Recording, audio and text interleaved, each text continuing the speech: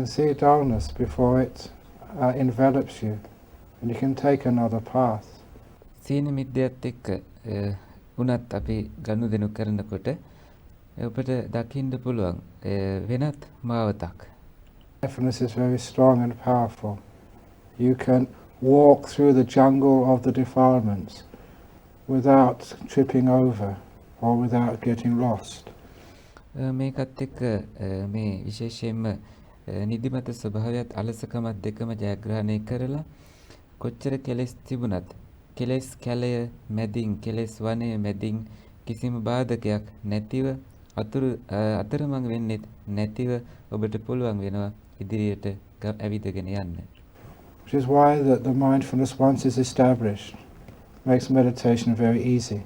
ඒ නිසායි මේ සිහිය කියන එක හොඳටම දියුණු වුණාට පස්සේ භාවනාව පහසු එකක් බවට පත් වෙන්නේ.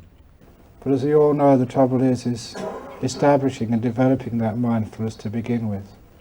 විශේෂයෙන්ම ආරම්භ කිරීම සඳහා මේ සිහිය කියන එක ව්‍යාප්ත කිරීම ආරම්භ කිරීම පවත්වාගෙන යෑමයි අපි ඔක්කොම දන්න විදියට අපහසුම දේ. And one thing I mentioned last night, I'm going to repeat again. ඊරෑ කියපු දේ ආපහු මම මේ වෙලාවේ නැවතත් කියන්න යන්නේ.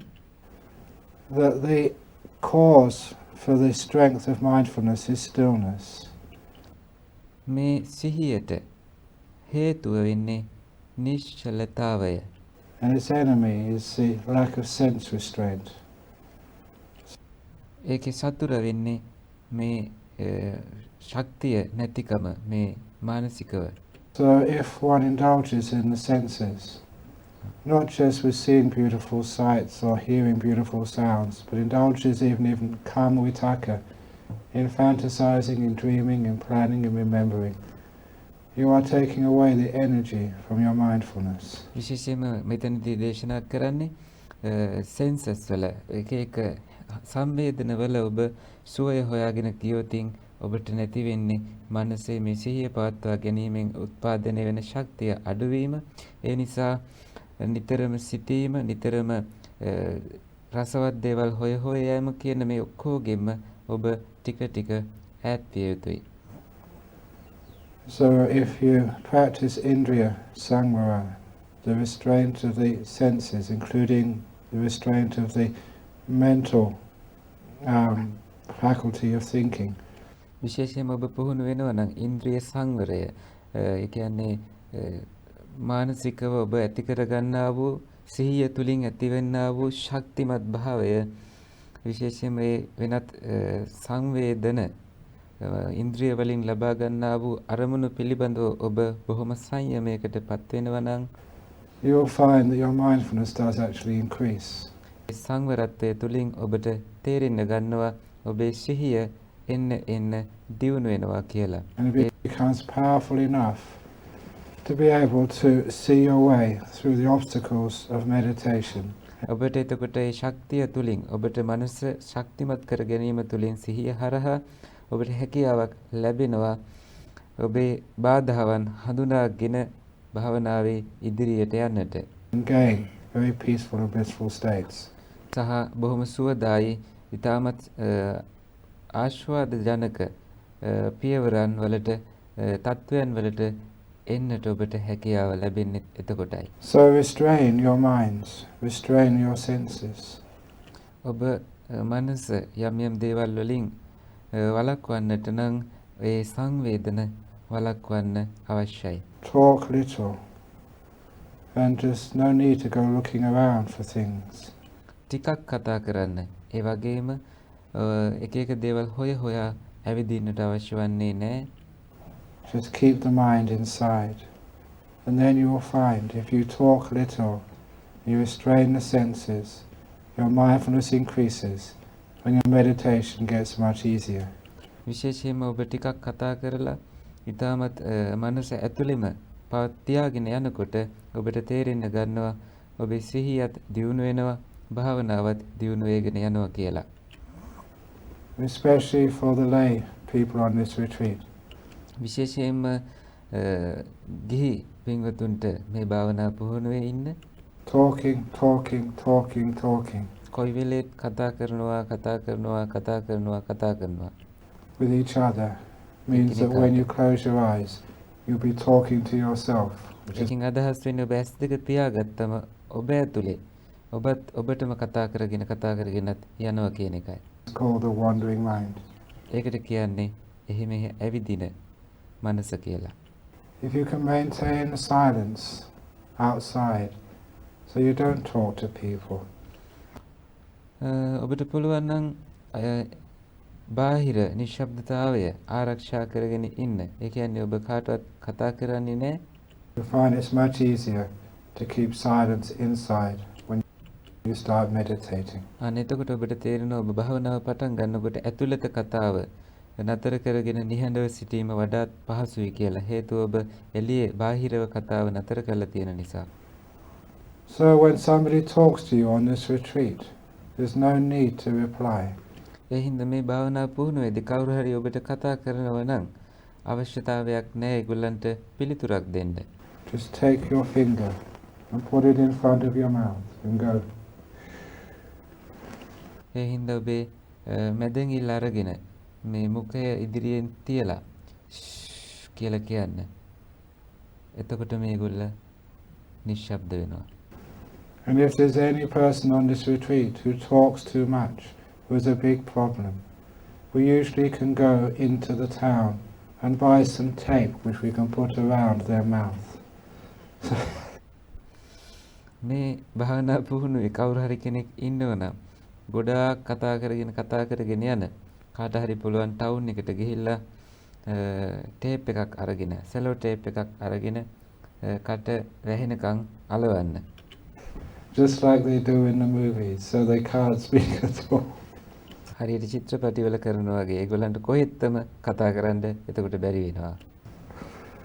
Because without that sense restraint and restraint of speech, the mindfulness gets very, very weak.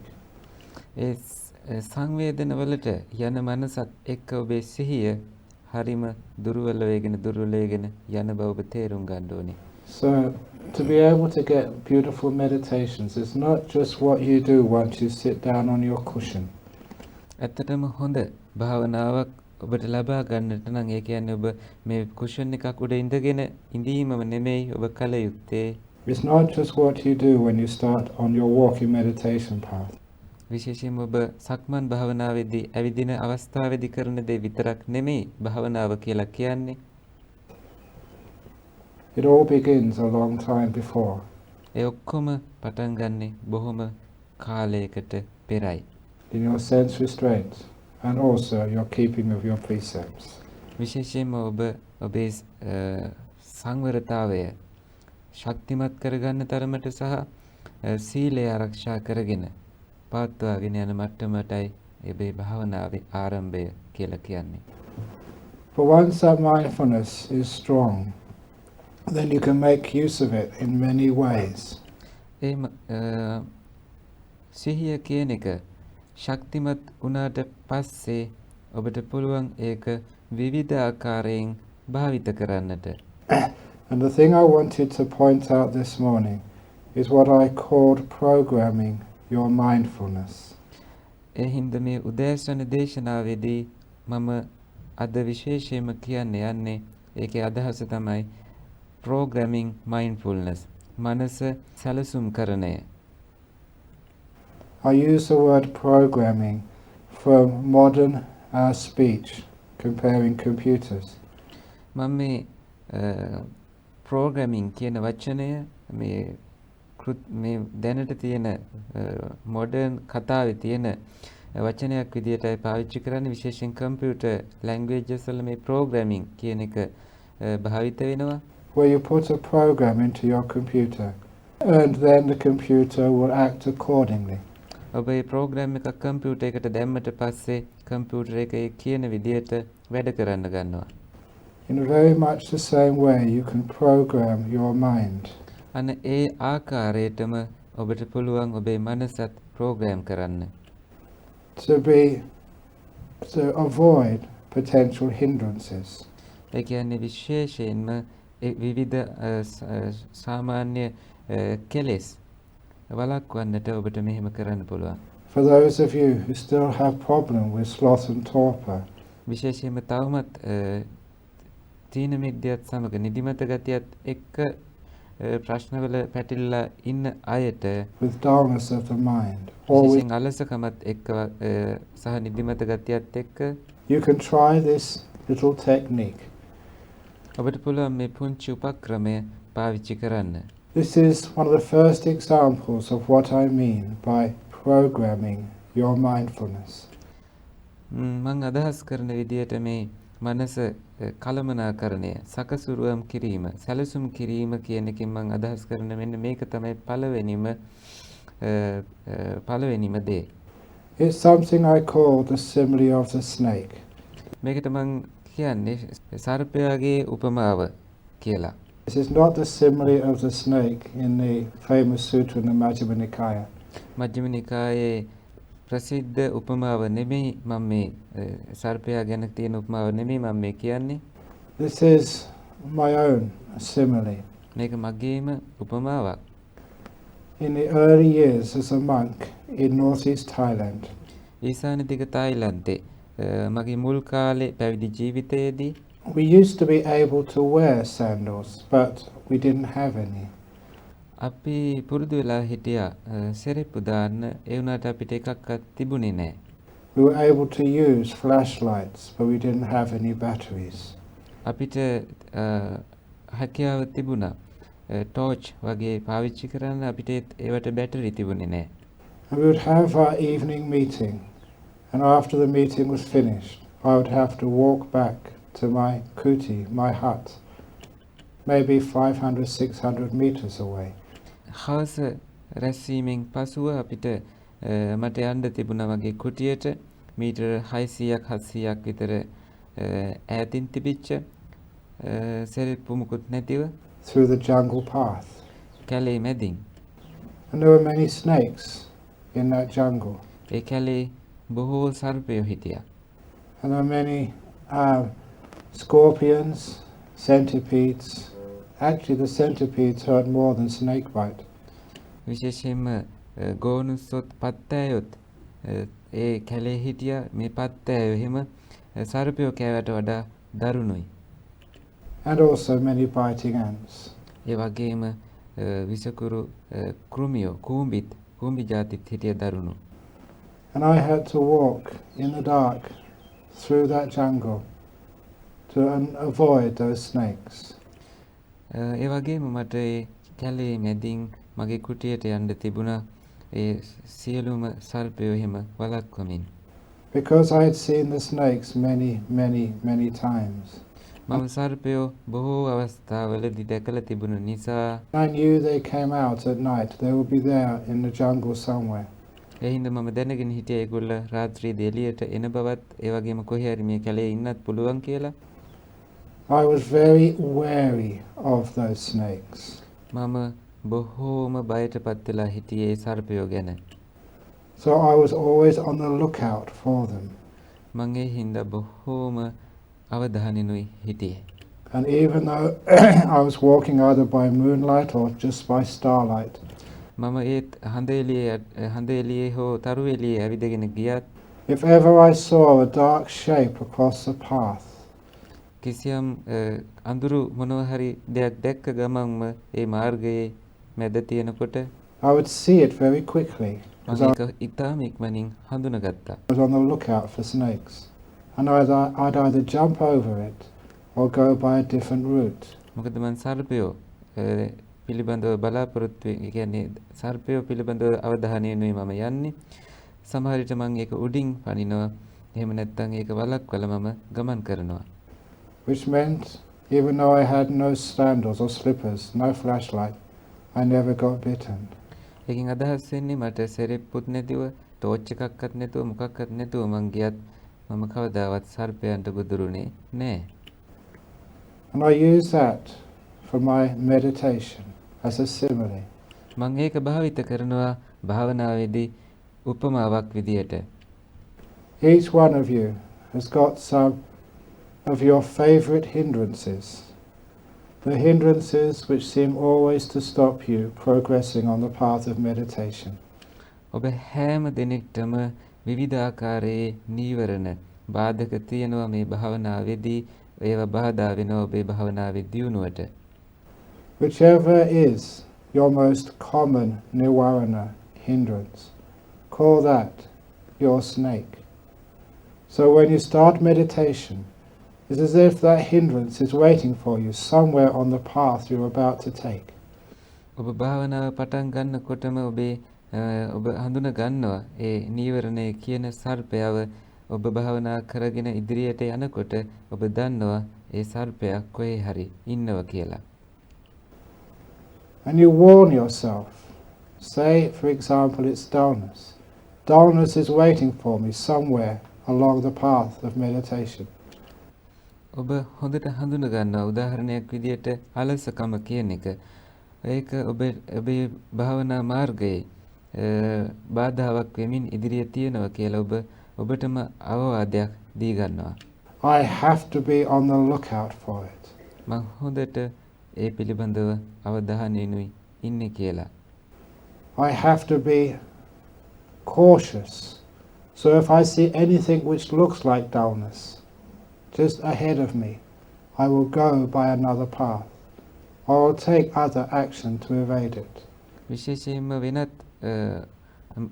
විශේෂයෙන් අලසකම් වගේ දෙයක් ඉස්සෙල්ලාම ඒ ආසන්න දෙයක් වගේ දකින්නකොටත් මම ඒක තේරුම් අරගෙන ඒක වළක්වලා යනවා. එහෙම නැත්නම් වෙනත් මාර්ගයකින් යන්න මම උත්සාහ කරනවා. ඔබටම විශේෂයෙන්ම අවවාදයක් දීගෙනයි තියෙන්නේ. This is called programming your mindfulness. මේකට කියනවා ඔබේ මනස සැලසුම්කරණය කියලා. Instructing your mindfulness to be aware, on the lookout for a danger in your meditation. ඔබේ මනසට උපදෙස් දීම මොකක් හරි අවදානම් දෙයක් තියෙනකොට හොඳට දැනගන්නට. ඒකයි මේ සැලසුම්කරණය. And if you do that at the beginning of your meditation, to tell yourself, I've got dull too many times, it's my biggest obstacle, I'm going to be on the lookout for dullness. ඔබේ භාවනාව ආරම්භයේදීම ඔබට මේක කියනවා නම් ඔව් මට දැන් අලසකම භාවනාවේ බොහෝ වෙලාවට තිබිලා තියෙනවා මම ඒක හොඳට බලන්නයි යන්නේ. Throughout this whole meditation, then just like me walking on the paths, I could see the snakes before they could bite me. අන්න මම අර සර්පයා මාව කණ්ඩ කලින් දැක්කා වගේ ඔබටත් පුළුවන් වෙනවා අලසකම දකින්න ඔබට ඒ අලසකම දැනෙන්න කලින්. You'll be able to see your dullness before it overwhelms you. And you can take a different path. එහෙම වුණාම ඔබට පුළුවන් වෙනත් මාර්ගයක් අනුගමනය කරන්න. That's one example called programming your mindfulness. ඒක එක උදාහරණයක් සැලසුම් කිරීම කියලා. මේ මනස සැලසුම් කිරීමේ සම්බන්ධව. If it is restlessness, which comes up, as many people have told me, that when the breath becomes very peaceful, but no piti sukha yet, the breath is very peaceful, so the mindfulness is not that strong to keep up with the subtle object of a subtle breath. විශේෂයෙන්ම මේක නොසන්සුන්තාවය වෙන්නත් පුළුවන්. බොහෝ අය මට ඇවිල්ලා කියනවා ඔබේ හුස්ම රැල්ල බොහෝම සියුම් බවට පත් වෙනකොට ඒ තවම ප්‍රීති සුවය කියන එක ඔබට දැනෙන්නේ නැහැ. ඒක බොහෝම සියුම් බවට පත් උනත්. Sometimes your mind wanders off. You've seen that many times. සමහර වෙලාවට හිත ඈතට දුවලා යනවා. ඔබ ඒක බොහෝ වෙලාව අත්දකිනවා. It's your snake waiting on the path to bite you. ඒ තමයි ඔබේ සර්පයා ඔබව දෂ්ට කරන්නට මාර්ගයේ බලාගෙන ඉන්න. So you tell yourself at the beginning of the meditation, when my breath becomes subtle, I will not start wandering off into thoughts. ඔබ එතකොට මුලින්ම භාවනාවේදී කියනවා මගේ හුස්ම රැල්ල සියුම් බවට පත් වෙනකොට මම එළියට යන මගේ මනස එළියට දුවනවා කියන සර්පයව හඳුනා ගන්නවා කියලා. You tell yourself that.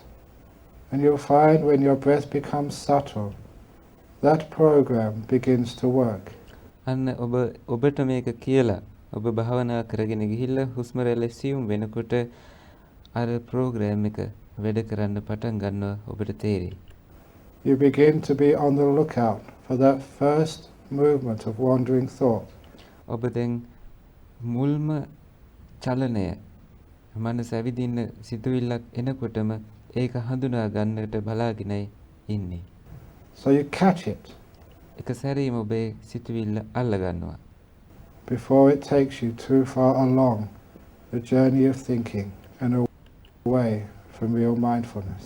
විශේෂයෙන් මේක බොහෝ දුරක් ඔබව අරගෙන යන්නට කලින් අල්ල ගන්නවා. එතනින් ඔබට නතර කරගන්න පුළුවන්. Mindfulness can be programmed. සිහිය පුළුවන් මේ විදියට සැලසුම් කරණයට පත් කරන්න. For those of you who haven't experimented with programming mindfulness yet, තවමත් කිසිම අත්දැකීමක් මේ මනස සැලසුම් කරණය පිළිබඳව නැති ඇත්තන්ට a little exercise which will give you a lot of confidence මං පුංචි ව්‍යායාමයක් දෙන්නම් අභ්‍යාසයක් ඒකෙන් ඔබට බොහෝ විශ්වාසයක් ඇති කරගන්න පුළුවන්. this programming of mindfulness actually works. It's a little exercise of telling yourself when you're going to wake up in the morning. මේක කුඩා ව්‍යායාමයක් අභ්‍යාසයක් ඔබටම සත්‍ය වශයෙන්ම මේ මනස සැලසුම් කරන්නේ කියන එක තේරුම් ගන්නට ඔබ උදේ අවදි වීම සම්බන්ධව ඔබට පුළුවන් මේක ක්‍රියාත්මක කරලා බලන්න. I think most of you have got little watches or clocks, have you? මම හිතන්නේ බොහෝ දෙනෙක් තියෙනවා ඔබ ළඟ පුංචි ඔරලෝසුවක්. Tomorrow morning, I'm not sure what time you want to wake up. හෙට උදේ මම දන්නේ නැහැ ඔබට කුමන වෙලාවකද අවදි වෙන්න ඕන කියලා. Say, no, it is, say 4:30. අපි කියමු 4:00 කියලා. No, when somebody rings the bell. Tell yourself when you go to sleep tonight, I will wake up at 4:25.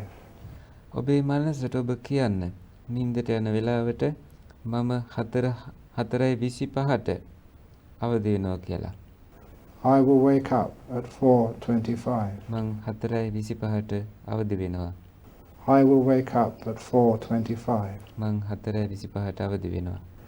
Repeat it to yourself 3 times. ඔබ ඔබටම 3 වතාවක් ඒක කියන්න. With as much mindfulness as you possibly can generate. හොඳම සිහියෙන් ඔබට ඒ වෙලාවේ ඇති කරගන්න පුළුවන් හොඳම සිහියෙන් ඔබ ඒක කියන්න ඕන. So you listen attentively and carefully to those instructions. ඔබ ඊටාම අවධානයෙන් ඊටාමත් පරිස්සමින් ඒ උපදේශ වලට ඇහුම්කම් දෙනවා.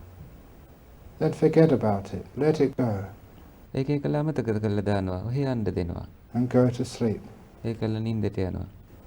And you will find you'll wake up in the morning. You'll open your eyes not knowing what time it is. අන්න එතකොට ඔබ උදේ අවදි වෙනවා. ඔබ S2 කැරලා බලනවා ඇත්තටම දන්නේ නැහැ මොන වෙලාවද කියලා. Look at your clock and it will be 1 or 2 minutes either side of 4:25. ඔබ ඔරලෝසුව දිහා බලනවා සමහර විට 4:25ට චුට්ටක් විනාඩියකට වගේ කලින් වෙන්න පුළුවන් ඔබ අවදි වෙලා තියෙන්නේ. The mind or the brain somehow can store this information and it can know what the time is even though you're in sleep. ඔබ නිින්ද හිටියත් ඔබේ මොළයට පුළුවන් වෙලාව පිළිබඳව තීරණ ගන්න. ඒකට හරියට උපදෙස් දීලා තිබ්බට පස්සේ. And it wakes you up just at the right time. ඒක ඔබව අවදි කරනවා හරියටම හරි වෙලාවට. I learned that at my first meditation retreat. මම ඒක ඉගෙන ගත්තා මගේ පළමුවෙනි භාවනා වැඩමුළුවේදී. So I told you about a couple of days ago when I was a student in Cambridge. මම ඔබට කිව්වා වගේ දවස් කිහිපයකට කලින් මම කේම්බ්‍රිජ් වල ශිෂ්‍යයෙක් විදියට ඉන්නකොට I was so surprised how well it worked. So much so that I can use that these days. If I have an appointment, if I have to catch an aircraft, I can tell myself, Ajahn Brahm, you must wake up at 2:30 tomorrow morning. You must wake up at 2:30. You must wake up at 2:30. මට මේක බොහොම හොඳින් වැඩ කරලා තියෙනවා ඒ කාලෙත්. දැන් වුණත් මට ෆ්ලයිට් එක අල්ලගන්න යන්න තියෙනවා නම් විශේෂයෙන් මම කියනවා නින්දට යන්න කලින් අජයන් බ්‍රහම් අවදි වෙන්න ඕනේ 3:00ට. අජයන් බ්‍රහම් දැන් ඔබ අවදි වෙන්න ඕනේ 3:00ට. අජයන් බ්‍රහම් ඔබ අවදි වෙන්න ඕනේ 3:00ට කියලා. And I can go to bed, even not setting my alarm. මම මගේ අලාම් එක තියන්නේවත් නැතුවයි එතකොට නින්දට යන්නේ. Totally confident that around about 2:30 I'll just open my eyes and wake up. මම ඉතාමත් හොඳ විශ්වාසයකින් නින්දට යනවා. ඇත්තට මේක 2:00 හෝ ඒ කියපු වෙලාව දක්වා ගිහිල්ලා ඇවිල්ලා මව අවදි කරනවා. The mind works like that. මනසේ විදියට වැඩ කරන්නේ. Try it. උත්සාහ කරලා බලන්න. Do the exercise. මේක අභ්‍යාසයක් විදියට කරන්න. And it gives you confidence that it works. අන්න එතකොට ඔබට විශ්වාසය තියෙනවා ඒක වැඩ කරනවා කියලා. And that will also give you confidence. You can use the same technique to program your mindfulness to avoid hindrances. ඒක ඔබට ඒ විදියටම භාවිත කරන්න පුළුවන් මනස සැලසුම් කරණය කරලා ඔබේ නීවරණ වළක්වා ගැනීම සඳහාත්. එතකොට ඒ විශ්වාසය ඔබට ගොඩ නැගෙනවා. Now those are just coarse hindrances. As you go deeper into meditation, the hindrances get more subtle.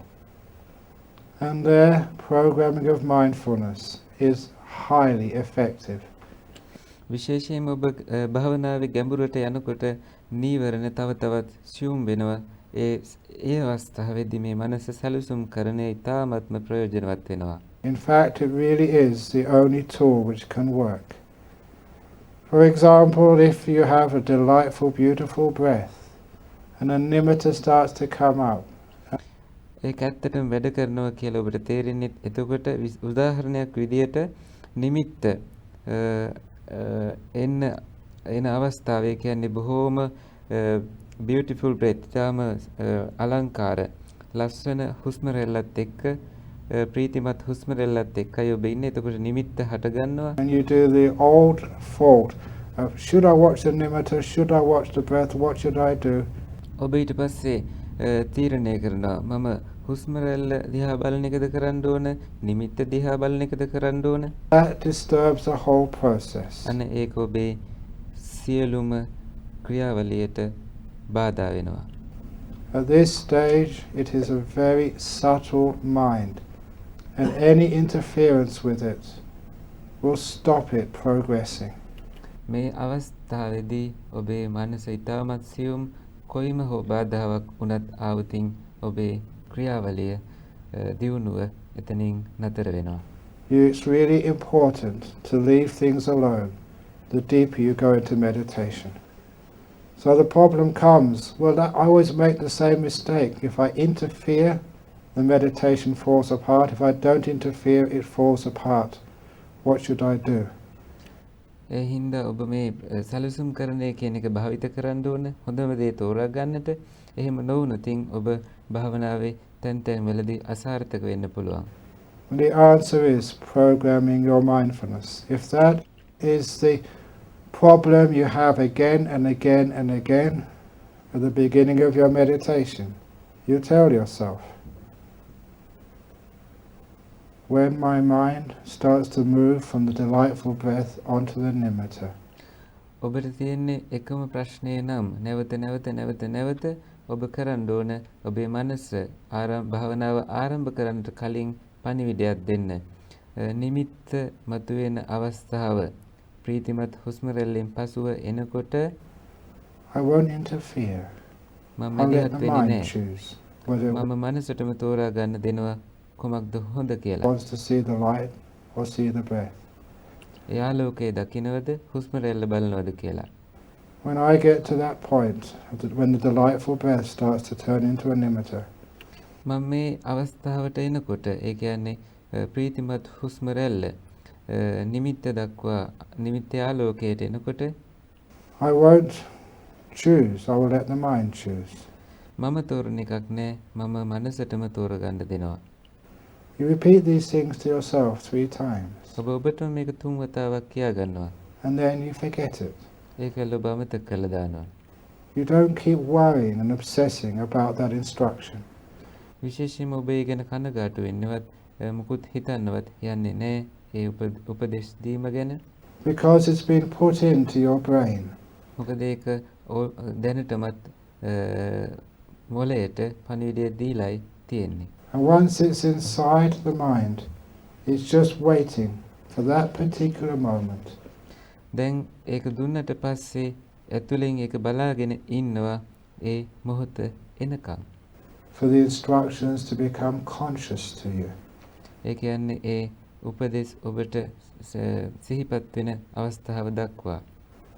And this is what happens. You get to that stage where the delightful breath is about to turn into a nimitta. And instead of following your old habit of doubt and confusion of what to do, විශේෂයෙන්ම ඔබ නිමිත්ත අවස්ථාව දක්වා ආවට පස්සේ මේ හුස්ම රැල්ල ඊටාම සියුම් වෙලා ප්‍රීති සුවයත් එක්ක විශේෂයෙන්ම මොකද්ද කරන්න ඕන කියලා හිත ඉන්නවට වඩා ඊළඟට කරන්න තියෙන දේ ගැන an idea just appears in your mind. Automatically, just let the mind choose. නිකාම මනසට තෝරගන්න දෙනවා. And because you didn't make that happen, you made it happen maybe half an hour beforehand. ඒක ඔබ විසින් කළේ නැති නිසා ඔබ ඒක පැය භාගයකට කලින් වෙන්න දීලායි තිබුණේ. It does not disturb the process. එය ක්‍රියාවලියට බාධා කරන්නේ නැහැ. It just guides the process. ඒක ඔබට උපකාරී වෙනවා. මඟ පෙන්වනවා භාවනා ක්‍රියාවලිය තුළ. Into the nimitta and into deeper meditation. නිමිත්තටත් ගැඹුරු භාවනාවටත්. Because you don't do anything at that moment. It is done earlier and now it works. It doesn't disturb the mind. ඔබ කිසිම දෙයක් ඒ වෙලාවේ කරන්නේ නැති නිසා ඒක කලින් කරලා තියෙන හින්දා මනසට කිසිම වෙලාවකින් බාධාවක් එන්නේ නැහැ. And for those of you who want to take this meditation into those jhanas, ධ්‍යාන මට්ටම දක්වා දැන් මේ භාවනාව අරගෙන යන්න ඕන අයට please practice that programming of mindfulness. කරුණාවෙන් මම කියන්නේ මේ මනස සැලසුම් කරන්නේ කියන එක පුහුණු වෙන්න. Because it becomes highly effective just before you enter the jhanas. ඒක ඉතාමත් ප්‍රතිඵලදායක වෙනවා ඔබ ධ්‍යානවලට එන්නට කලින්. You have a nimitta, and as said earlier, that nimitta, that light in the mind, has to become powerful, brilliant, and incredibly delightful. ඔබට නිමිත්ත තියෙනවා. මම කලිනුත් කිව්වා මේ නිමිත්ත ඇත්තටම ඉතාමත් ලස්සන ශක්තිමත් දිදුලන එකක් බවට පත් වෙන්න ඕනේ කියලා. And that's such a difficult thing for many meditators to handle unless they have lots and lots and lots of experience. බොහෝ භාවනා පුහුණු වෙන ඇත්තන්ට බොහෝම අත්දැකීම් නැත්නම් ඒක පාලනය කරගන්න බැරි වෙන එකක් බවට පත් වෙනවා. And to help you so you don't waste time on nimitta stage, so you can get into those jhanas, please program your mindfulness. කිසිම අපතයමක් සිද්ධ කරන්නේ නැතුව ධ්‍යානවලටම යන්න පුළුවන් මට්ටමට නම් ඔබ කරුණාකර මනස සැලසුම් කිරීම කරන්න පුළුවන්. If a nimitta comes up, tell yourself, when a nimitta comes up, the observer will be still. The observer will be still. ඒ නිමිත්ත එනකොට ඔබ කියන්න සැලසුම් කරන අවස්ථාවේදී බලන් ඉන්න කෙනා නිශ්චල වෙනවා. බලන් ඉන්න කෙනා නිශ්චලව ඉඳී. බලන් ඉන්න කෙනා නිශ්චලව ඉඳී කියලා. And that will keep the nimitta stable. අන්න ඒ හරහා නිමිත්ත තව දුරටත් පවත්වාගෙන යන්න පුළුවන් වෙනවා. As for the delight in the nimitta, you can program your mindfulness to say, if I see a nimitta, I will look for the most beautiful part in that nimitta. If I see a nimitta, my attention will go to the most beautiful part. If I see a nimitta, the attention will go to the most beautiful part. නිමිත්ත අවස්ථාව වෙනකොටත් ඔබට පුළුවන් වෙනවා නිමිත්ත දියුණු කර ගන්නට නිමිත්ත එන අවස්ථාවේදී මම එහි ලස්සනම පැත්තට යනවා. මම එහි ලස්සනම කොටසටයි යන්නේ. මම එහි ඉතාම ලස්සන තැනටමයි යන්නේ කියලා ඔබ මුලින් සැලසුම් කරනවා. And that is a very effective way of getting more brilliance quicker. අනේ ඒක බොහොම ප්‍රතිඵලදායක ක්‍රමයක්. ඒ නිමිත්ත කියන එක තව දුරටත් ඉතාමත් ඉක්මනින් තව තවත් බබලන එකක් බවටම පත් කරගන්නට. And nimitta, all nimittas, they are not evenly bright. There are some parts brighter and more delightful than others. And you just program your mindfulness like that, and automatically the mind will go to the delightful, the sweet point of that nimitta. ඔබ නිමිත්තදී එතින්දී මුලින් සැලසුම් කරලා තියෙන නිසා ඒ අවස්ථාවට එනකොටම ඉතාමත්ම ලස්සන පැත්තටමයි මනස යන්නේ. ඒත් කොටස තෝරාගෙන තව තවත් ඒක බ්‍රයිට් වෙන්න, ප්‍රභාස්වර වෙන්න, දිදුලන්න පටන් ගන්නවා. By doing that, the nimitta gets brighter and brighter and brighter. Stabilizing and brightening the nimitta, they almost go together. Because the more stable your nimitta is, the brighter it grows. The brighter it is, the easier it is to keep stable.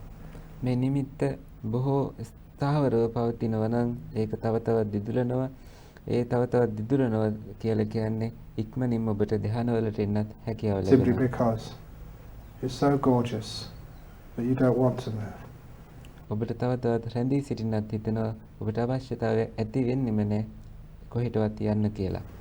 It is the delight which sticks the mindfulness onto the object. ඒ තමයි ප්‍රීතිය. ඒ කියන්නේ ඔබ යම් අරමුණකට මනස අල්ලලා තිබීම. අල්ලලා තියෙන ප්‍රීතිය. No longer effort, but delight draws the mind in. නමුත් මේ තව දුරටත් ශක්තියක් වැය කරන්නේ නැහැ. ඒ ප්‍රීතියම මනස ඇතුළට රැගෙන යනවා. By giving those instructions, it means that when nimitta does happen, you don't have to decide what to do. You don't give yourself any instructions. Because making decisions, giving instructions at that time will disturb the whole process. මේ සැලසුම් කරණය කිරීම තුළින් ඒ අවස්ථාවට එන වෙලාවේදී ඔබ කොහෙත්ම කිසිම උපදේශයක් දෙන්න යන්නේ නැහැ. ඒ ඔක්කොම ඔබේ කාර්යාවලියට, ක්‍රියාවලියට, පුහුණුවට බාධාවක් වෙන්න ගන්නවා. ඒ අවස්ථාවේදී උපදේශ දෙන්න ගත්තොතින්. For those of you who haven't heard Ajahn Chah's great simile, මෙතන ඉන්නවා නම් කවුරු හරි අචාන් චා හාමුදුරුවන්ගේ ඉතාමත් ශ්‍රේෂ්ඨ උපමාවක් අහලා නැති of the still forest pool, I'll repeat it here. ඒ උපමාව නිශ්චල නිසල විල පිළිබඳවයි මම ඒක දැන් මෙතනදී නැවත කියන්න කැමතියි. It shows what happens and what you should not do when things like nimitta appear. ඒකෙන් පෙන්නනවා මොකද්ද වෙන්නේ සහ මොකද්ද ඔබ නොකළ යුත්තේ නිමිත්ත එනකොට කියලා. This was a story of the days when monks in Thailand would go charika, wandering from place to place. මේක මේ කතාව විශේෂයෙන්ම තායිලන්තේ හාමුදුරුවරු එක තැනකින් තවත් තැනකට සංචාරය කරන කාලේ සිදුවෙන ඒට අදාළ කතාවක්. As monks do these days here in Sri Lanka. Unfortunately, that Thailand has got so well developed, there are very few forests. හරියට ලංකාවෙත් දැනට හාමුදුරුවරු එහෙම කරනවා වගේ. නමුත් අවාසනාවකට දැන් තායිලන්තේ වනාන්තර තියෙන්නේ ගොඩක් අඩුවෙන්. දැනට ගොඩාක් තායිලන්තේ දියුණු නිසා Wherever there was a beautiful forest, entrepreneurs have built big 5-star resorts. කොහේ හරි ලස්සන කැලයක් තිබුණා නම් ඒගොල්ල කවුරු හරි ගිහිල්ලා එතන 5 star hotel එකක්, තරු පහේ හෝටලයක් හදලා Tourists from the west go. So there's no place left for the monks, except maybe on the border areas.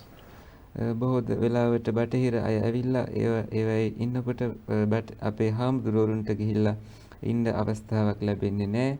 සමහර විට ඈත සීමා ගම්මානවල වෙන්න පුළුවන්.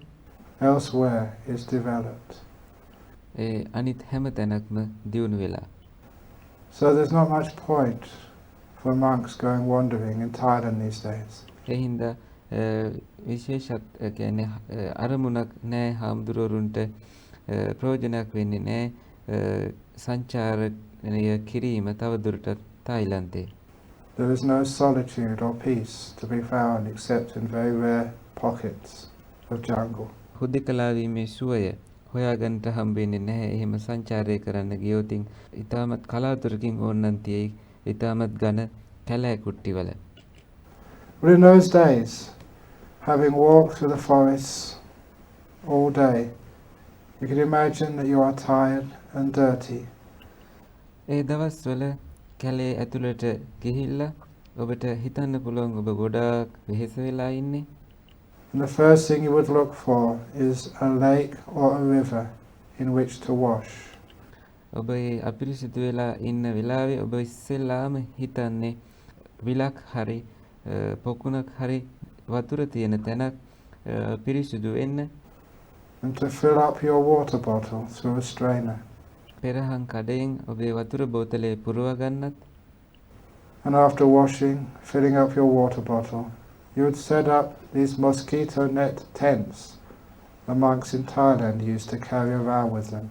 එහෙම වතුරත් පුරවගෙන ඔබ ඊළඟට කරන්නේ මදුරු දැල සහිත මේ කුඩා කුටිය හදාගන්න එක. ඒ තායිලන්තේ හාමුදුරුවෝ මේක Taman වඩින තැන්වලට රැගෙන යන්න පුරුදු වෙලා හිටියා. And you'd sit meditation, or sometimes as Ajahn would do, he'd just watch in the evening as the animals came out to play. ඔබ ඉඳගෙන භාවනා කරන්න පටන් ගන්නවා. එහෙම නැත්නම් සමහර වෙලාවට අපි අචංචා හාමුදුරන් වහන්සේ කලේ එක තැනක වැඩ සිටීමින් සත්තු සෙල්ලම් කරන්න එන හැටි බලාගෙන ඉන්නවා. By the forest pool. But he would notice that the animals would not come out if he was not still. මේ විලේ පොකුණේ සත්ව විල සෙල්ලම් කරන්න පටන් ගන්න අවස්ථාව තෙක් බලන් ඉන්නකොට අචංචා හාමුදුරුවෝ හොඳටම දැනගෙන හිටියා. උන්වහන්සේ නිශ්චලව හිටියේ නැත්තම් සතුන් ඇවිල්ලා සෙල්ලම් කරන එකක් නෑ. Because animals in the jungle would be afraid of human beings. මොකද කැලේ ඉන්න සත්තු මිනිසුන්ට බය වෙයි. ඒ නිසා. Because most human beings they would meet were hunters. And seeing a human being in the jungle meant they were likely to be killed. ඒකට හේතුව ඒගොල්ල දකින ඒ සත්තු දකින බොහෝ මිනිස්සුන්ව දඩයක්කාරයෝ. ඒගොල්ල දැක්කොතින් මිනිස්සෙක් ඒගොල්ල ඇත්තටම හිතන්නේ Taman මරණයට ලං වුණා කියලා. It was like a human being seeing a tiger. You'd be ඒ හරියට මිනිස්සෙක් කොටියෙක් දිහා බලනවා වගේ දකිනවා වගේ. afraid. ඒගොල්ල බයයි. Animals seeing a human would similarly be terrified. සත්තු මිනිසුන්ව දැකීමත් ඒ වගේම ඉතාමත්ම ත්‍රස්ත කරයි සතුන්ට. So the animals would come out from the jungle also to drink and to wash in the forest pool. දැන් මේ සතුන් එළියට එනවා කැලෑවෙන් වතුර බොන්නත් පිරිසුදු වෙන්නත් කියලා. They would look around and sniff.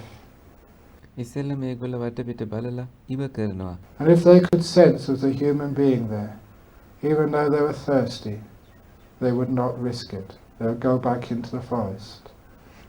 ඒගොල්ලන්ට දැනුණොතින් මෙතන මිනිසුන් ඉන්නවා කියලා ඒගොල්ල කොච්චර පිපාසය තිබුණත් විලට බහින එකක් නෑ. ඒ අවධානම ගන්න කැමති නෑ. ඒගොල්ල අපිට හැරිලා යනවා. But if he sat perfectly still, the wild animals would not know that somebody was watching. ඔබ ඉතාමත්ම නිශ්චලව ඉඳගෙන හිටියනම් සතුන් කැලේ සත්තු දකින්න එකක් නෑ. කවුරු හරි ඔබ ඒ සතුන් දිහා බලන් ඉන්නවා කියලා. And then they'd come out to drink, to wash and to play. අන්න එතකොට ඒ සත්තු ඇවිල්ලා වතුර බොන්නත් සෙල්ලම් කරන්නත් පටන් ගන්නවා. Not realizing somebody was watching. තේරුම් ගන්නේ නැතුව කවුරු හරි Taman දිහා බලන් ඉන්නවා කියලා.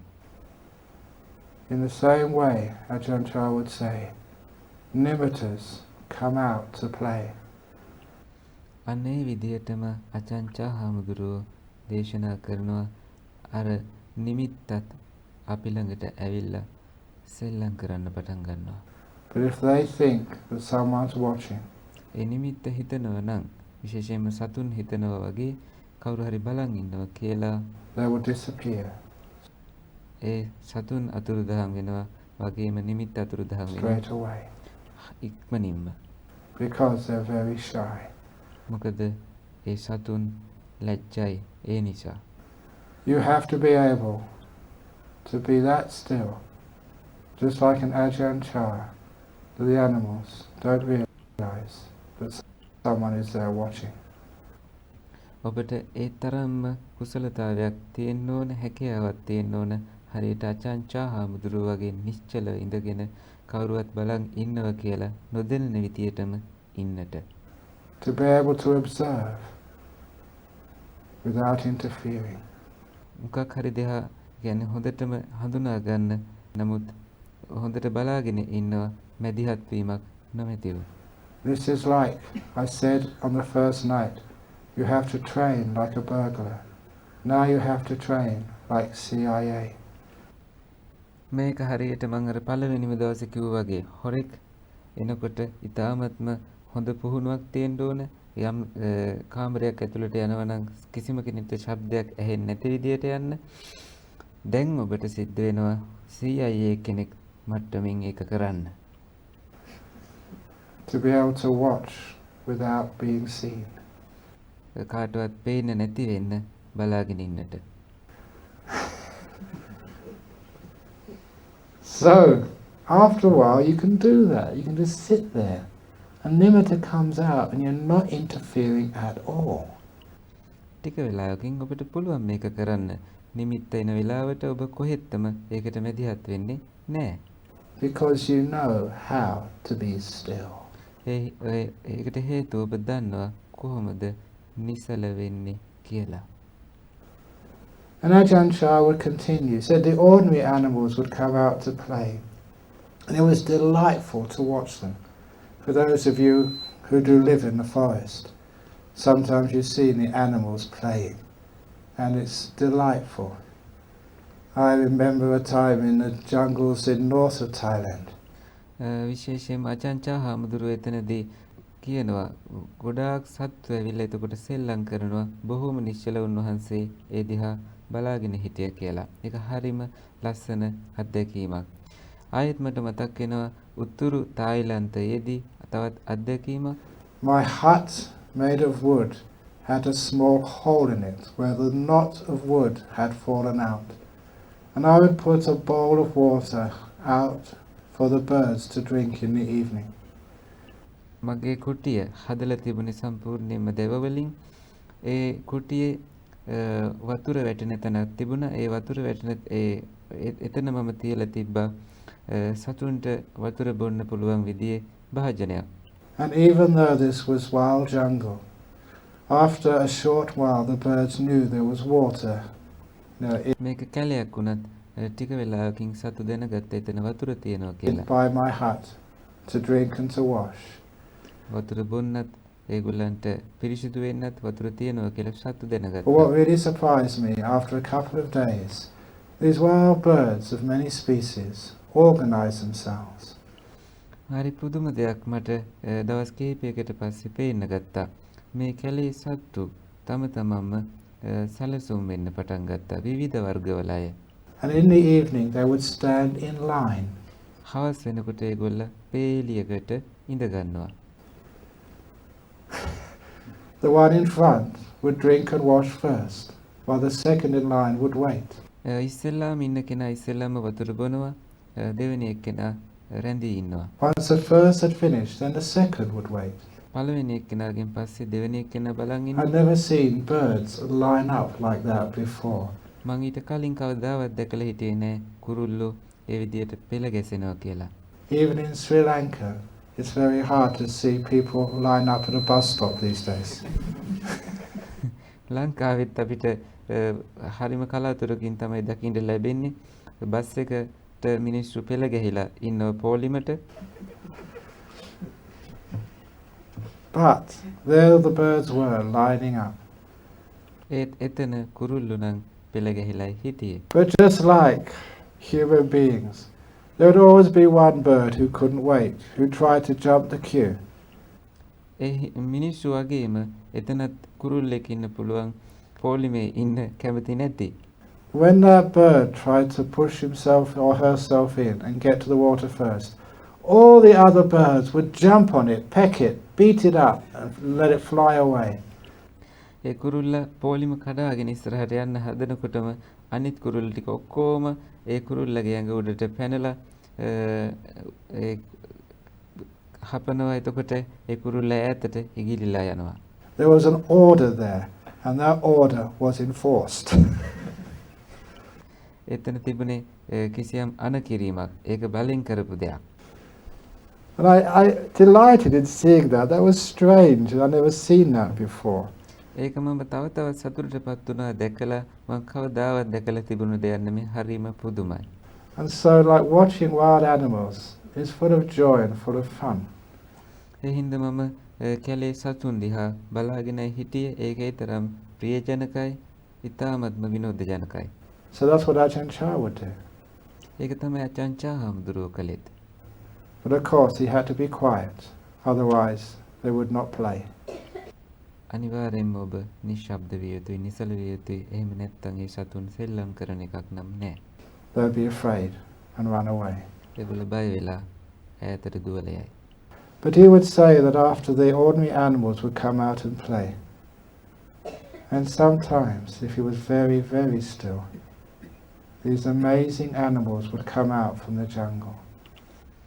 සමහර වෙලාවට මේ සාමාන්‍ය සතුන් ඇවිල්ලා සෙල්ලම් කරන වෙලාවේ ඔබ තවත් නිශ්චලව නම් ඉන්නේ.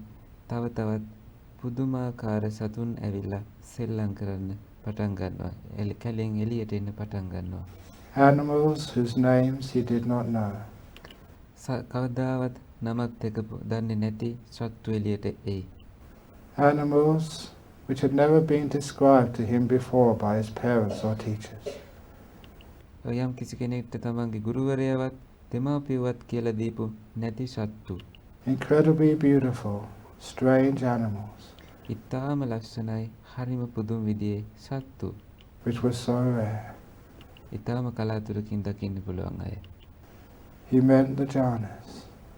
ඒකෙන් අදහස් වෙන්නේ ඒ අචාන්චා හාමුදුරුවමත් ඒ කිව්වේ ධ්‍යාන ගැන. They would only come out when it was absolutely still. ඒ සතුන් අනිවාර්යෙන්ම එන්නේ ඔබ සම්පූර්ණයෙන්ම නිසලවම ඉන්න තරමටමයි. If he moved a tiny bit, චුට්ටක් හරි ඔබ චලනය වුණොතින් they would know and they would run away again. ඒගොල්ල දැනගන්නවා. ඒකල ආපහු හැරිලා දුවනවා. He said you had to be perfectly still. උන්වහන්සේ කිව්වා ඔබට ඉතාමත්ම නිසලවම සිටිය යුතුයි කියලා. For those animals to come out. හරි කලාතුරකින් දකින්න තියෙන ලස්සන සතුන්ට එළියට එන්නට නම්. But when they did come out, they would give you so much joy and happiness. ඒගොල්ල එළියට ආවට පස්සේ ඔබට පුදුමාකාර සතුටක්, පුදුමාකාර ප්‍රීතියක් දැනෙයි. Because they're the most amazing animals in the whole jungle. ඒගොල්ල තමයි මුළු කැලේම ඉන්න ඉතාමත්ම ලස්සනම සත්තු. The jhanas. ඒ කියන්නේ ධ්‍යාන. Now when I heard that story, not only did I realize that Ajahn knew what he was talking about, ඒ කතාව මම ඇහුවට පස්සේ මම අචාන්චා හාමුදුරුවෝ කියන දේ උන්වහන්සේ දැනගෙනයි කියන්නේ කියලා දැනගත්ත විතරක් නෙමෙයි. because he would put it in a description from his daily life, which was much more than you see in the suttas. ඇත්තටම සූත්‍රවල දකින විදියට උන්වහන්සේගේ දෛනික අත්දැකීම් වලින්මයි මේවා කියන්නේ කියලාත් මට වැටහුණා. It meant he could understand what these jhanas were.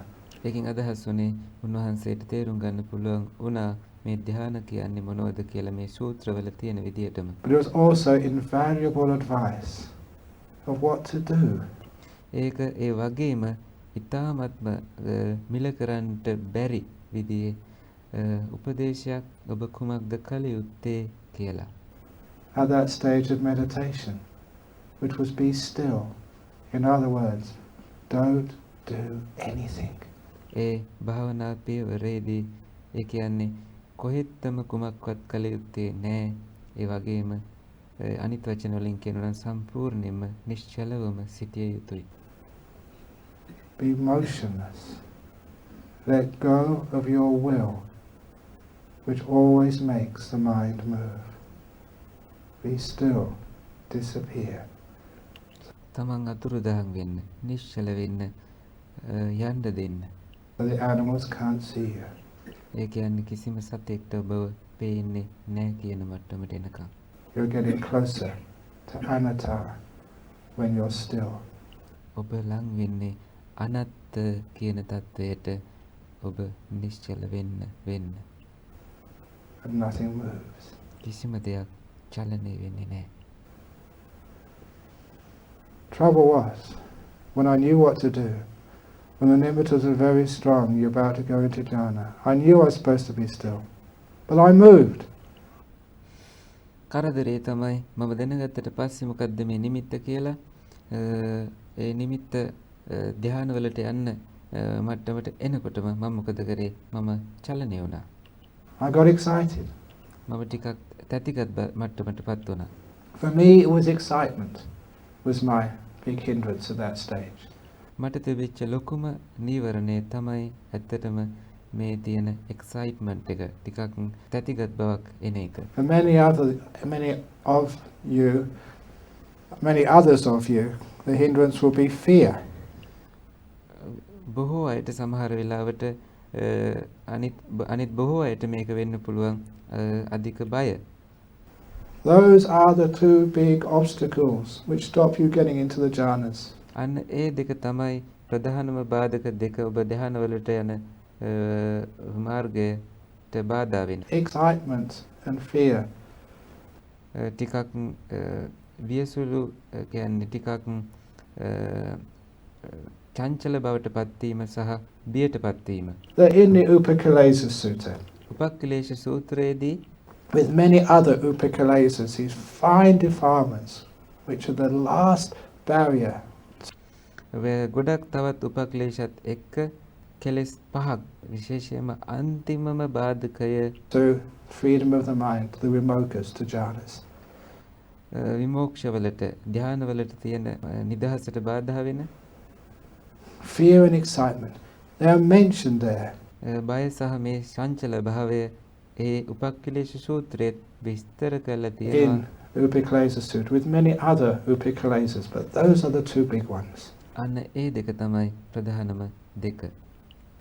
And those are the ones which I'm going to point out to you now. අන්න ඒ දෙකයි මම මේ වෙලාවේ මේ ඔබට පෙන්වන්න යන්නේ.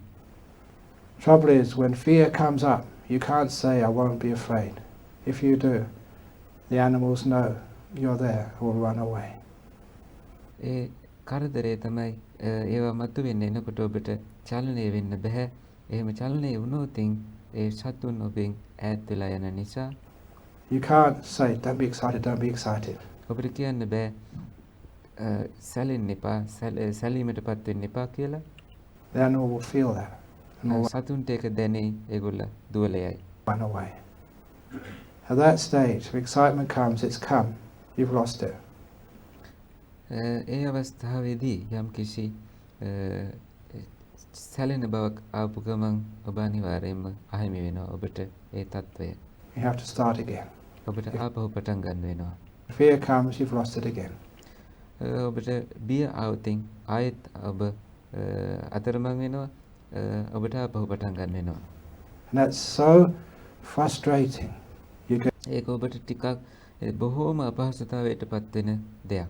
Get so close to these jhanas, and just the last step, ඔබ ගොඩාක්ම ලං වෙලා තියෙන ඥානවලට ඒක අන්තිමම පියවර you fail. ඒත් ඔබ අසාර්ථකයි. And the way to overcome fear and excitement, the only way which I have seen works, මේකෙන් මිදෙන්නට තියෙන එකම ක්‍රමය ඒ වගේම මම ක්‍රියාත්මක වෙනවාය කියලා දකින්න ක්‍රමය තමයි is by programming your mindfulness. ඔබේ මනස සැලසුම් කරණයට පත් කිරීම.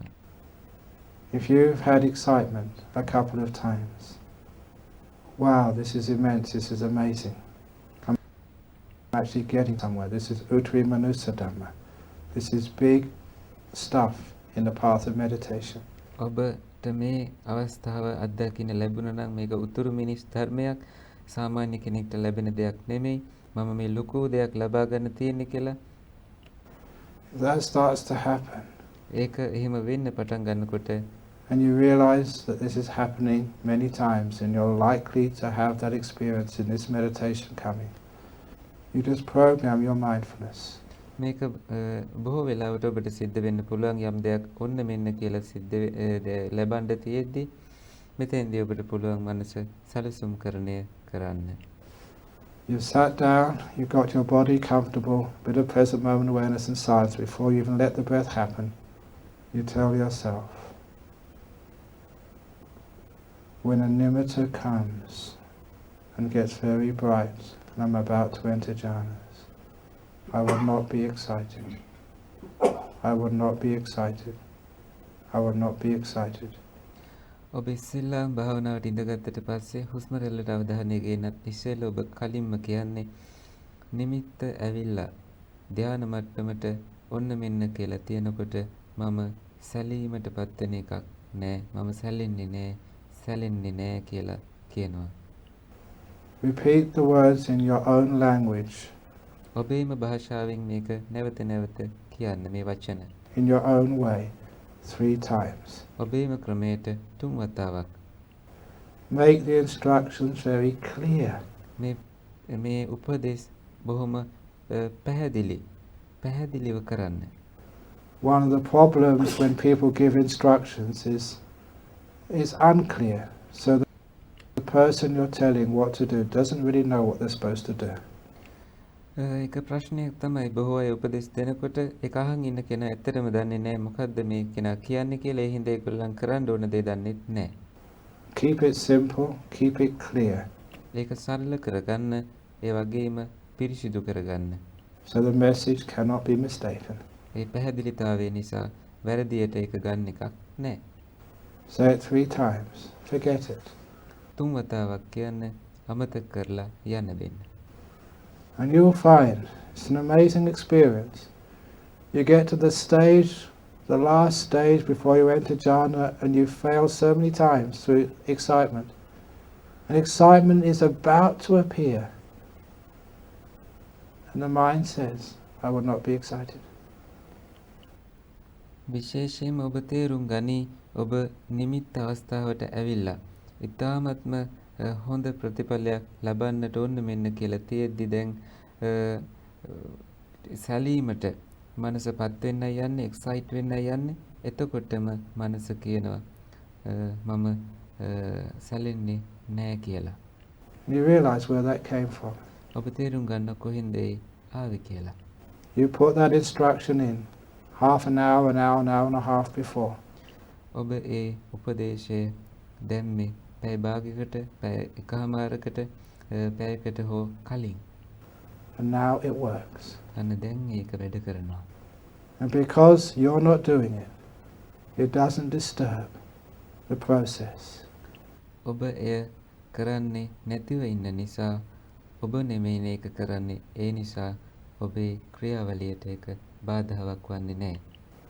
As it were, the animals don't realize something's been done because you haven't said it. You haven't moved. I would not be excited. And that's enough to suppress that excitement.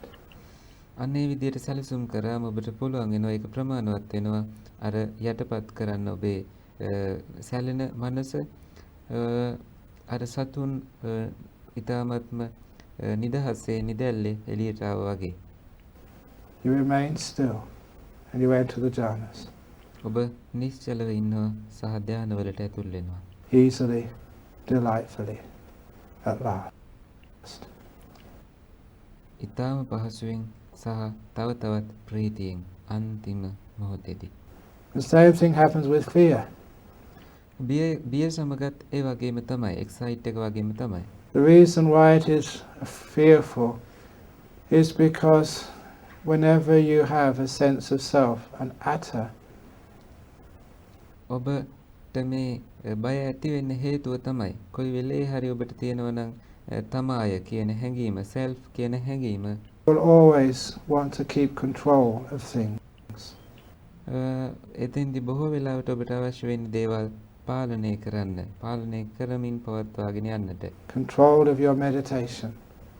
And at the doorway into jhanas, you have to let go of control. You've let go so much already. But ඔබට බැරි මේ පාලනය කිරීම කියන එක අතහරින්න. ඔබ දැනටමත් බොහෝ දේවල් අතහැරලා තියෙනවා.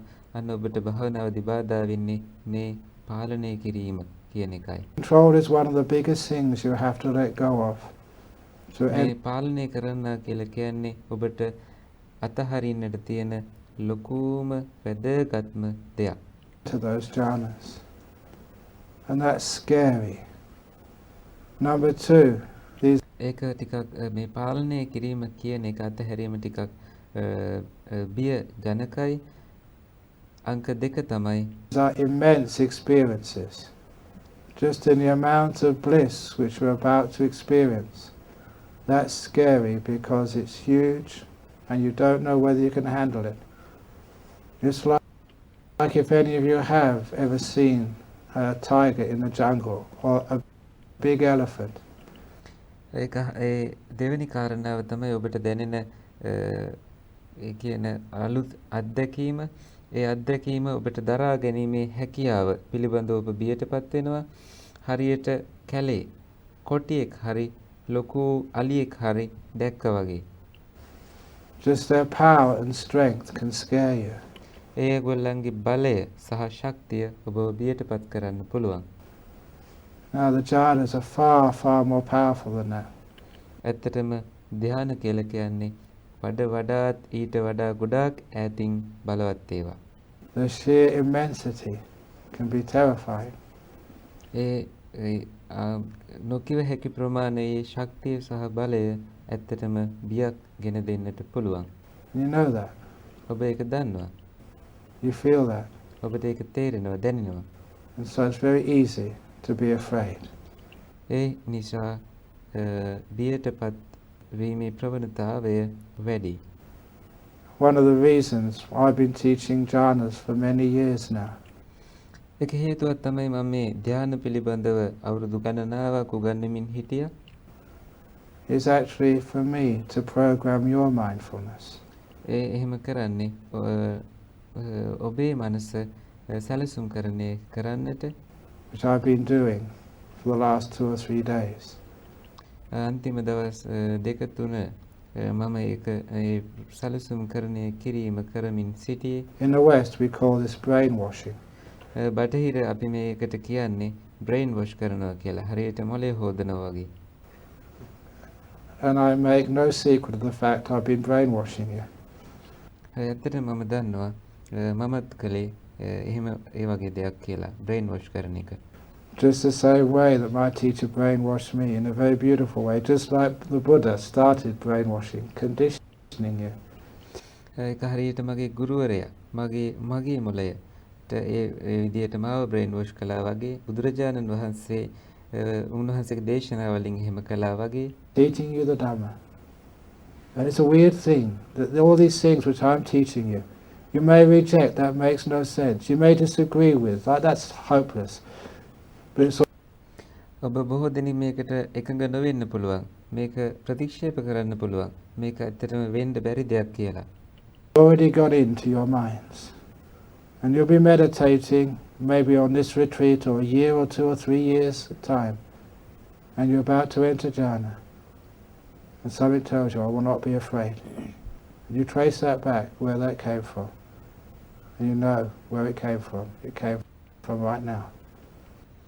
ඇත්තටම ඔබ අත්දැකීම ලබනකොට මේක තේරුම් ගන්නේ ඔබ භාවනා කරයි අවුරුදු මේ භාවනා පුහුණුවේදී එහෙම නැත්නම් අවුරුදු 2 3කට 4කට පස්සේ ඒ නිමිත්ත අවස්ථාවට එනකොට යම් කිසි පණිවිඩයක් ඇතුලෙන් එයි බය වෙන්න එපා කියලා. එතකොට ඔබ තේරුම් ගනි කොහෙන්ද ඒ පණිවිඩේ ආවේ කියලා.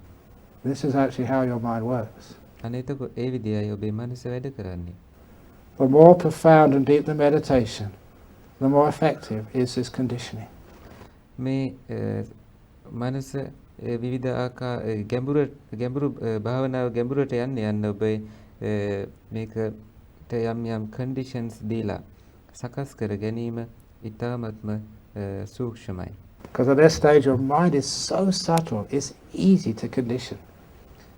මනසේ ඊළඟ පියවර ඉතාමත්ම සියුම්, ඉතාමත් පහසුයි මේක condition කරන්න. ඒ කියන්නේ යම් කොන්දේසි දාලා සකස් කරවා ගන්න. As long as that conditioning is done beforehand, not at the time. නමුත් ඒක කරලා තියෙන්නේ භාවනාව ඒ කරන පියවරේදී නෙමෙයි ඊට කලින්.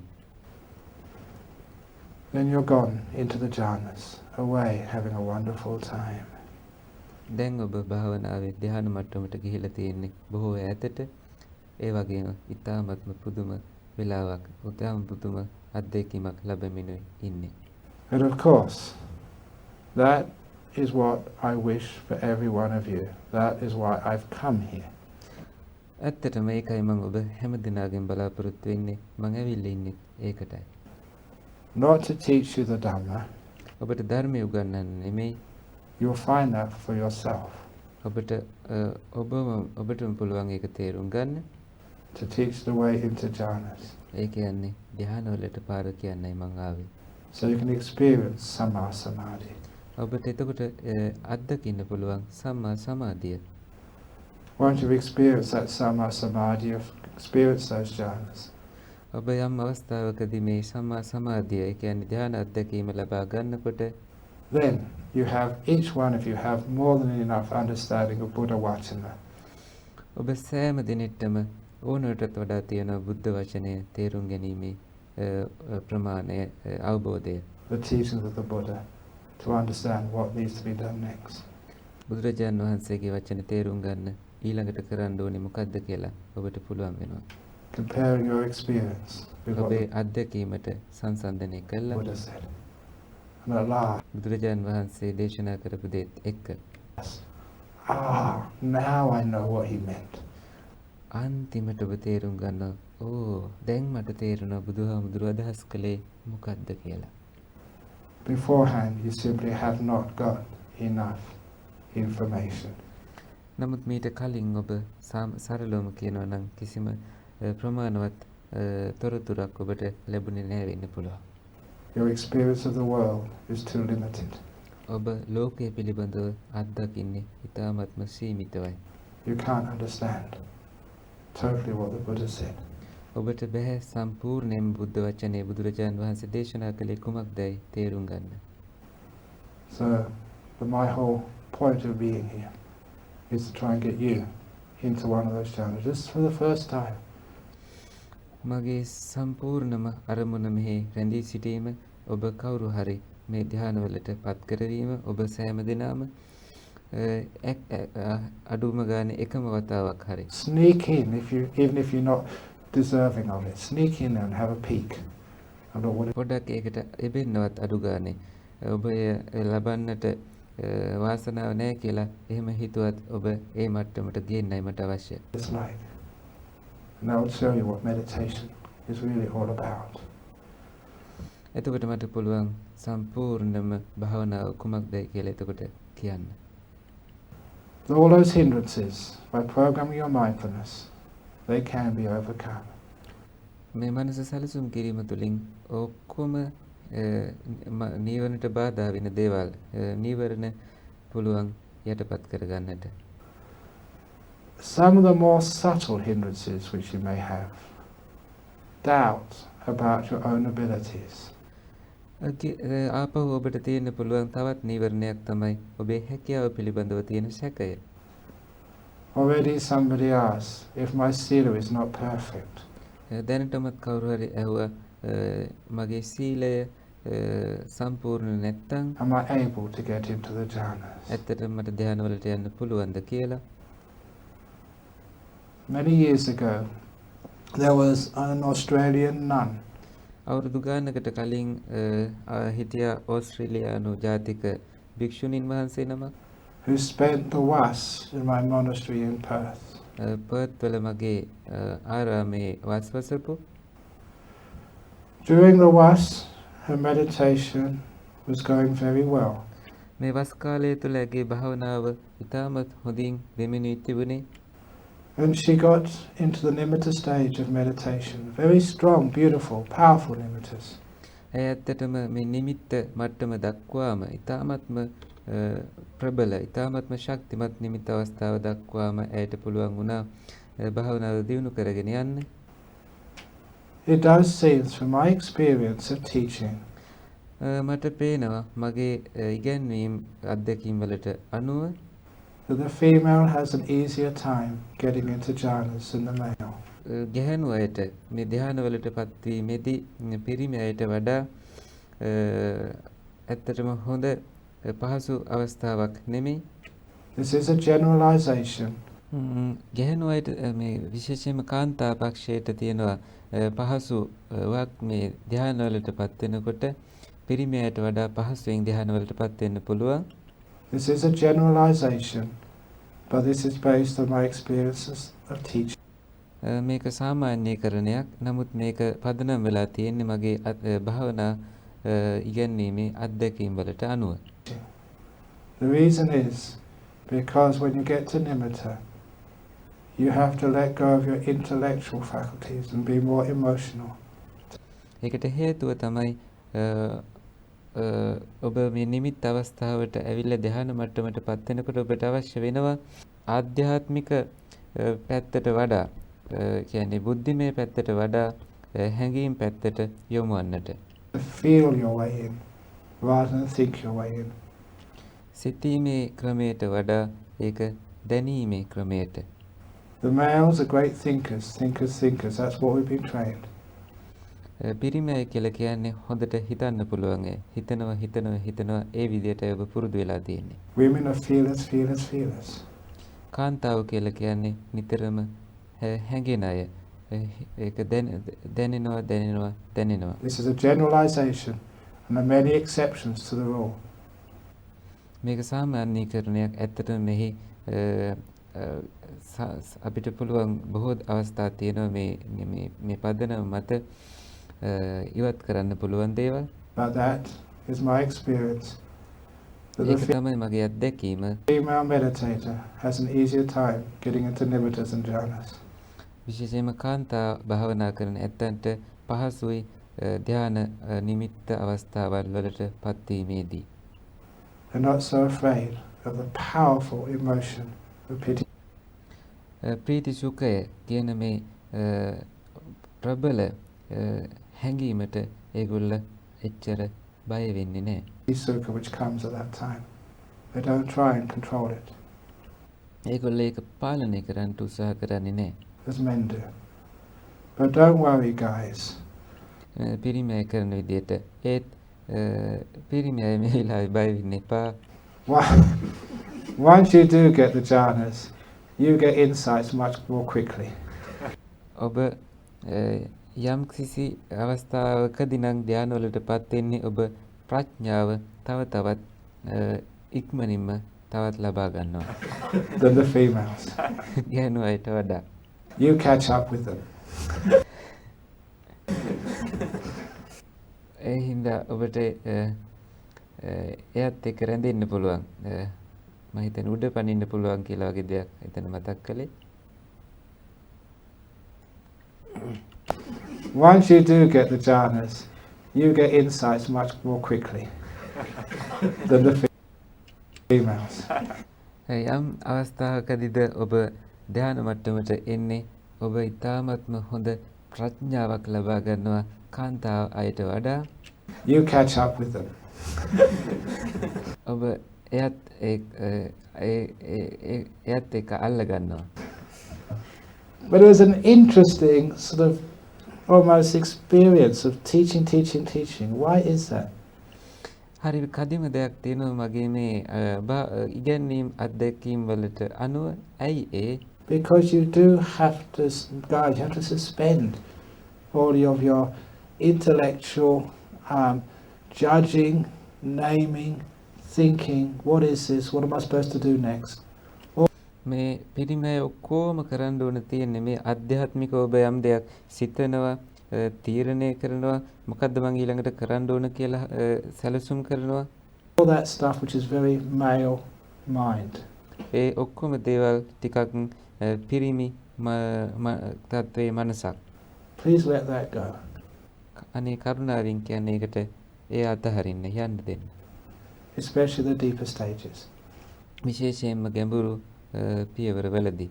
You have to totally surrender, let go. සම්පූර්ණයෙන්ම ඔබට මෙය යටත් විය යුතුයි යන්න දෙන්න ඕනේ. Don't be, what is the word for husband in Sinhala? Sinhala වචනේ මොකක්ද කියලා අහනවා සාමි පුරුෂයාට කියන. Sami, what does that mean? Lord, controller, boss? සාමිය කියලා කෙනෙක් කිව්වට පස්සේ උන්වහන්සේ අහනවා ඇත්තට මේකේ අදහස පාලනය කරන කෙනා නේද? බොස් කියන අදහස නේද?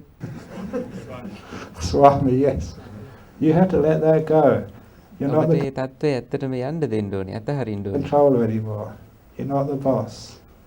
ඔබ තව දුරටත් පාලනය කරන කෙනා නෙමෙයි. ඔබ බොස් කියලා හිතන්න එපා. You're just not anything. You disappear. ඒ කියන්නේ අතුරුදහන් වෙන්න තියෙන කිසිම දෙයක් නෙමෙයි ඒ. And then you'll find it's easier to get into those. එතකොට ඔබට තේරෙනවා ඉතාමත් පහසුයි ඒ අවස්ථාවටපත් වෙන්න. Jhanas.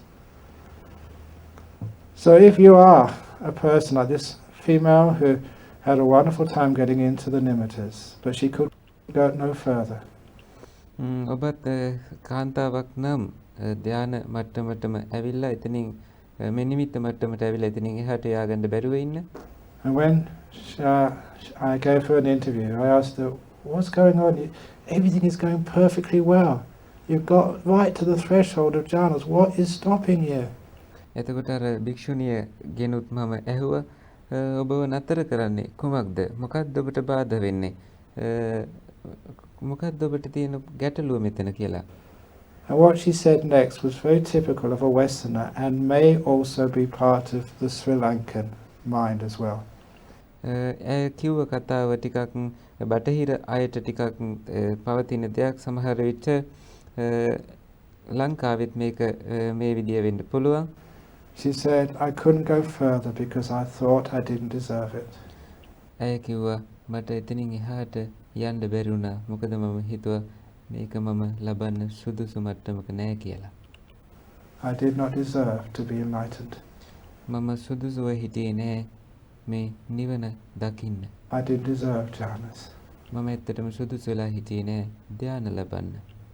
When I heard that, I felt so sad. ඒක ඇහුවට පස්සේ මට ගොඩාක් දුක හිතුණා.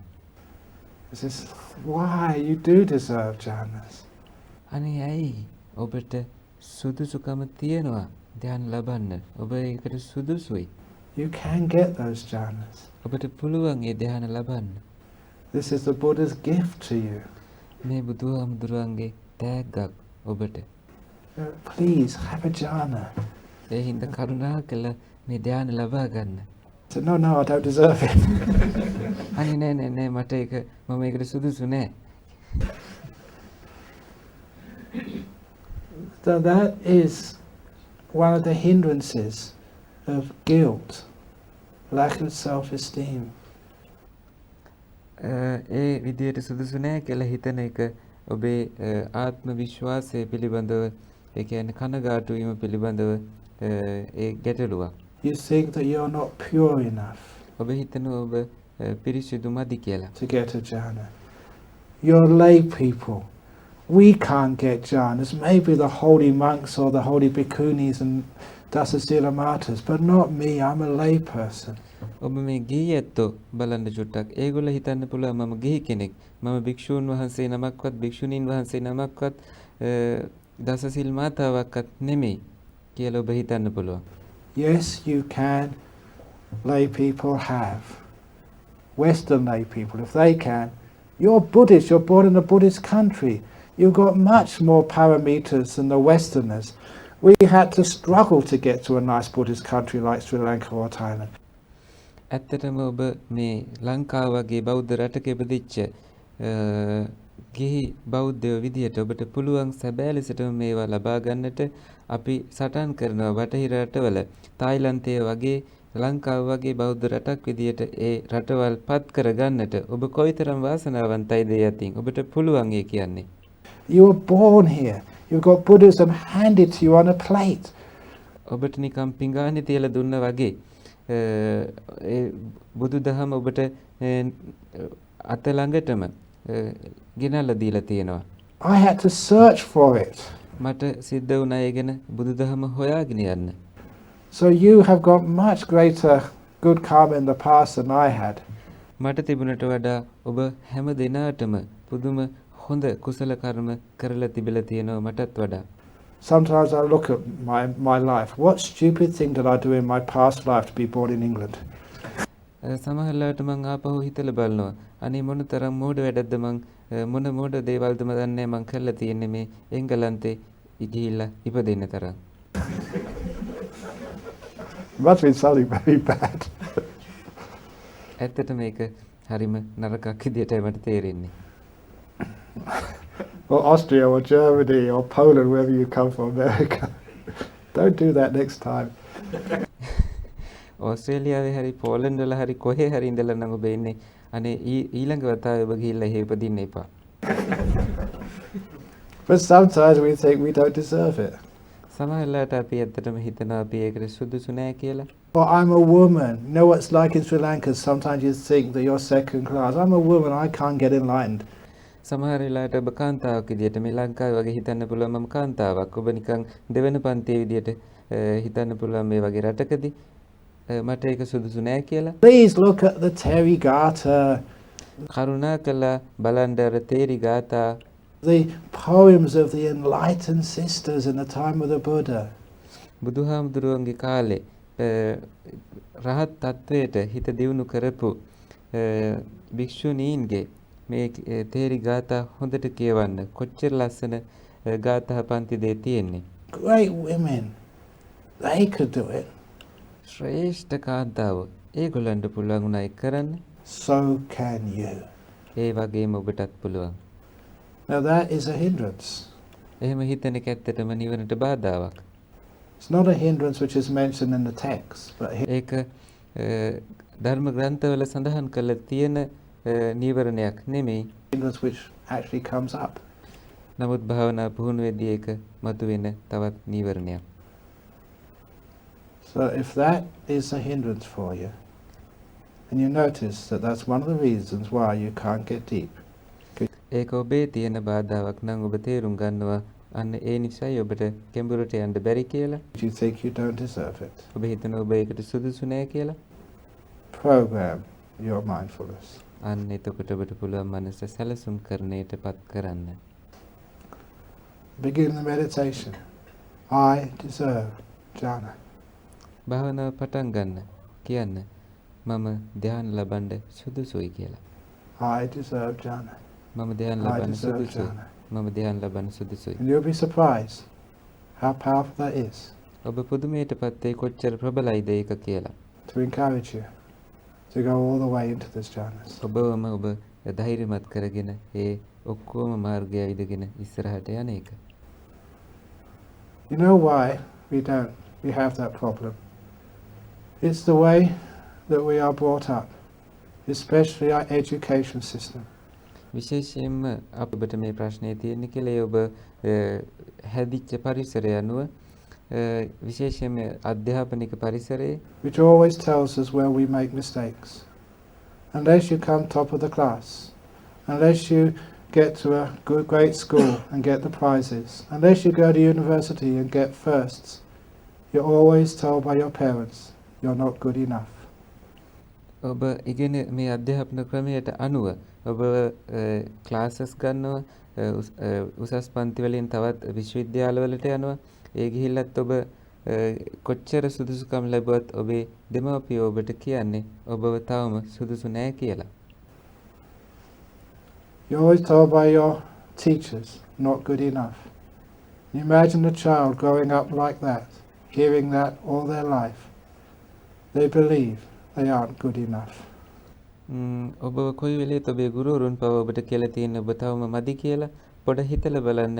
පොඩි ළමයෙක් මේ මට්ටමට ආවට පස්සේ මුළු ජීවිත කාලයම එහෙම ඇහෙනකොට බොහෝ වෙලාවලදී ඒගොල්ලෝ හිතන්න ගන්නවා විශ්වාස කරන ඇත්තටම මම තවම සුදුසු මදි කියලා ප්‍රමාණවත් මදි කියලා.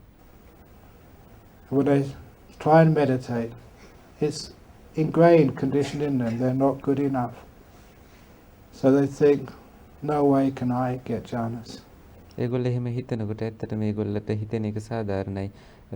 ධ්‍යානවලට එන්නත් අමාරුයි කියලා. ඒකට මම තවම සුදුසු මදි කියලා.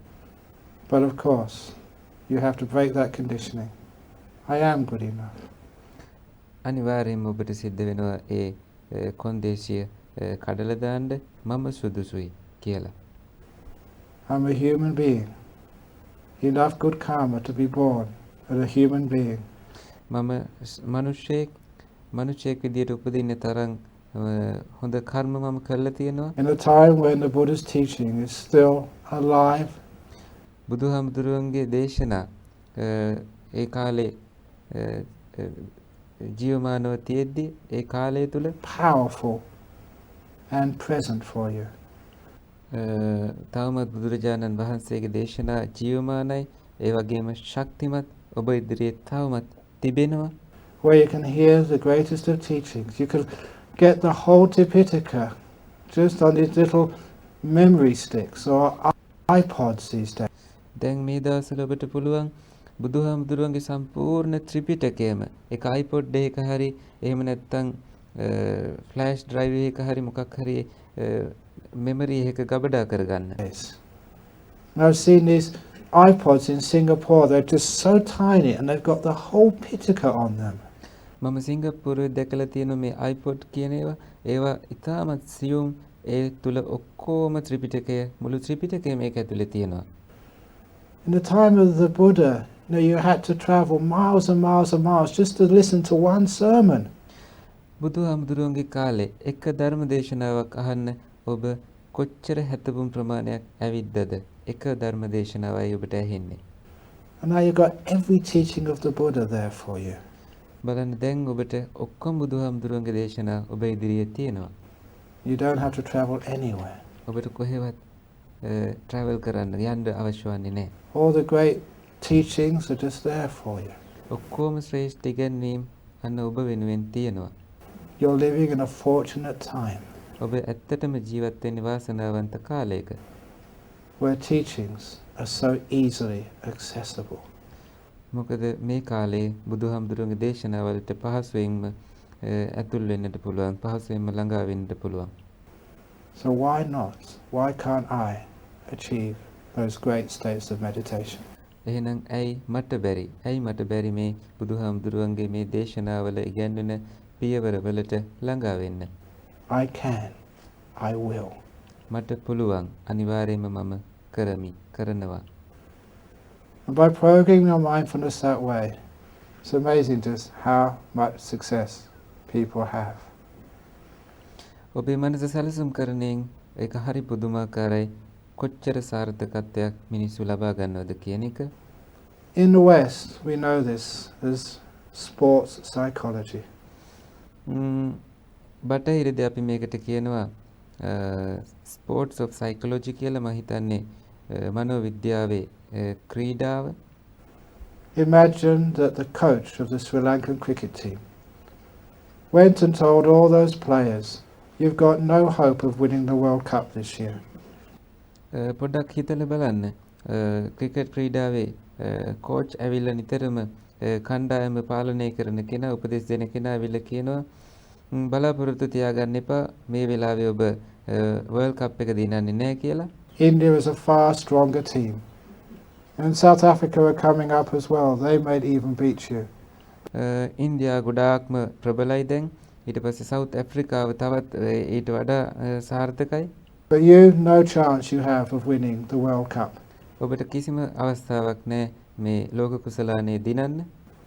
Now, would a coach like that be a good coach? ඇත්තට මේ වගේ කෝච් කෙනෙක් ඉන්නවා නම් උපදේශක ක්‍රිකට් ක්‍රීඩාවේ උපදෙස් දෙන කෙනා ඇත්තට මෙයා හොඳ කෙනෙක්ද? If you say you're going to lose, of course you do lose. ඔබට ඔබ කොයි වෙලෙත් කියලා තියෙන ඔබට ඔබ පරදින්න යනවා කියලා නම් ඇත්තටම ඔබ පරදිනවා. So a good coach, say the coach of the Australian cricket team, has to be a good liar. ඇත්තටම හොඳ ක්‍රිකට් කණ්ඩායමක හොඳ කෝච් කෙනෙක්ට නිතරම කෝච්ට වෙන්නේ හොඳ බොරුකාරයෙක් බවටත් පත් වෙන්න. To break his precepts. So you can win. Yes, you're as good as anybody else. එයාට සීල් කඩලා කියන්න වෙනවා. ඔව් ඔබට දිනන්න පුළුවන්. ඔබ කොහොම හරි දිනනවා කියලා. And then actually maybe they can win. ඇත්තටම ඊට පස්සේ ඒගොල්ලන්ට පුළුවන් වෙයි දිනන්න. It's not really lying. It's just knowing the possibilities. ඇත්තට මේක බොරු කීමක් නෙමෙයි. විය හැකි දේ පිළිබඳව දැන ගැනීම. The board is round. It can go both ways. Who knows who's going to win? So because of that, you have to give yourself that encouragement. ඒ නිසාම ඔබව දිනයි කියන හැඟීමෙන් ඔබට දෙන්න වෙනවා මේ ධෛර්යමත් කිරීම. Not I can't. Just I haven't yet. That's why in meditation, as a Buddhist monk, as a Buddhist nun, as a layperson, it's not I can't meditate, it's not I can't get nimitta, it's not I can't get jhana, it's not I can't get enlightened. It's just ඇත්තටම බෞද්ධ භික්ෂුවක් භික්ෂුණියක් උපාසකෙක් උපාසිකාවක් විදියට ඔබ හිතන්න හොඳ නැහැ මට බෑ මේ නිමිත්ත ලබා ගන්න මට ධ්‍යාන ලබා ගන්න මට රහත් භාවයටපත් වෙන්න බෑ කියකේ හිතන්න එපා. I haven't yet. There's no such thing as can't. ඒ බෑ කියන හැඟීමක් නෙමෙයි මෙතන තියෙන්නේ. Haven't yet. තවම නැහැ කියලා. And to encourage you with all these other great beings in the time of the Buddha who became enlightened. බුදුරජාණන් වහන්සේගේ කාලේ ඒ ඊ타මත්ම ශ්‍රේෂ්ඨ අය බුදුහාමුදුරුවන්ගේ කාලේ රහත් භාවයට පත් වුණු අය prostitutes. බලන්න ඒගොල්ල ඇත්තටම සමහර වෙලාවට ගණිකා වෘත්තියේ යෙදිච්ච අය. Street sweepers. මාර්ග ශෝධකයෝ, කසල ශෝධකයෝ. Dwarfs like Badali. Those with physical disabilities. හරියට හිඟන්න වගේ එක්කෝ ශාරීරිකව ආබාධ තිබිච්ච අය, දුර්වලතා තිබිච්ච අය. Crazy ladies like Patachara. Patacara වගේ උමතුවටපත් වෙච්ච අය. These weren't superstars. ඒගොල්ල තමයි සුපර් ස්ටාර්ස් උනේ. බබලෙන තරු උනේ. These were ordinary people who, because they understood the path, got jhanas and became fully enlightened. ඒගොල්ල රහත් භාවයට පත් වුණා. ඒගොල්ල සුපිරි තරු බවට පත් වුණා. බුදුහාමුදුරුවෝගේ මාර්ගය අවබෝධ කරගෙන ඒ ඵල ලබාගෙන. If they can, you can. අන්න ඒ අයට පුළුවන් නම් ඔබටත් පුළුවන්. Why not? ඇයි බැරි? So giving yourself that encouraging, programming your mindfulness. අන්න ඒ ශක්තිය, ධෛර්යය මනසට දීම ඇත්තටම ඔබේ මනස සැලසුම් කරණය කිරීමයි. That's one of my jobs, is to be your coach. ඒක මගේ එක රාජකාරියක්. ඔබේ කෝච් බවට පත් වීම, ඔබට උපදෙස් දෙන ක්‍රිකට් පුහුණුකාරයා බවට පත් වෙන එක. So yes, you can, to enhance your skills, to inspire you that yes, it can be done. ඔව් ඔබට පුළුවන් ඔබේ හැකියාවන් පෘතුල කරගෙන ඔව් ඒක කරගන්න පුළුවන් දෙයක් කියන එක. And it's amazing just how much that works. ඒක හරි පුදුමයි. ඒක කොයිතරම් හොඳට වැඩ කරනවද කියන එක. Improves your meditation, no end. එය අවන්තයක් අන්තයක් නැතුවම ඔබේ භාවනාවේදී එය තහවුරු වෙන්න පටන් ගන්නවා. So mindfulness is not just being aware. It's making use of this mindfulness, training it. සිහිය කියලා කියන්නේ මේ සාමාන්‍යයෙන් දැන ගැනීමම පමණක් නෙමෙයි, ඒ සිහිය ප්‍රයෝජනයට ගැනීම.